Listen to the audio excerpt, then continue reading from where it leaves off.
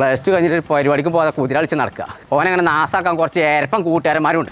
എന്താ പറഞ്ഞു? അന്നെ തന്നെ പറഞ്ഞു എന്റെ ചെറുക്കനെ നാസാക്കുന്ന ഒറ്റ ഒരുത്തനാണ്. ഈ മേലാക്കും ഓന്റെ പന്നെ കണ്ടിട്ടുണ്ട്. എന്റെ കാല് ഞാൻ തച്ചാൻ മുറിച്ചേ കാരണം ഇയാളെ കൊണ്ട് വലിയ ചൊറായല്ലോ. ഇപ്പത്തെ ചെറുക്കന്മാരോട് തമാശ അറിയാൻ പറ്റൂല. ഇതൊന്നും പൊന്തുന്നില്ലല്ലോ രമണിയെ. അപ്പുണ്ണിയേ എന്താ പിടിക്കാ എന്തേ സ്വരം പോരാ കോയെ. പൊന്തിനെടുത്താ പോരെ മനസ്സിനടങ്ങാറാക്കാം. കാൽമക്ക് രാവിലെ തന്നെ മുട്ടിട്ട് കണ്ട് കാലത്തന്നെ മുട്ടിയിട്ടുണ്ട് എന്നുണ്ടെങ്കിൽ അങ്ങോട്ട് പോയിക്കോളാം. എല്ലാം നല്ലതിനാ കോയെ. പൊന്നാരന്റെ ഉണ്ണിയപ്പാ അല്ല അപ്പുണ്ണിയെ എന്റെ ചെറുക്കനെ ഹോസ്പിറ്റലിൽ ഒരു ജോലി വേണം. അത് നോക്കി പറഞ്ഞ എവിടെ നല്ലത്. ഞാനൊന്ന് നക്കട്ടെ. എന്നാ നക്കിട്ടൊക്കെ ഞാൻ വരാം. അല്ല അതല്ലേ ഞാനൊന്ന് നോക്കട്ടെ.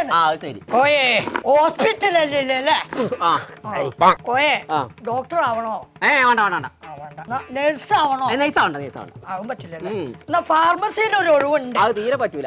തീരെ പറ്റൂലെങ്കിൽ മോർച്ചറിയിൽ ഒരു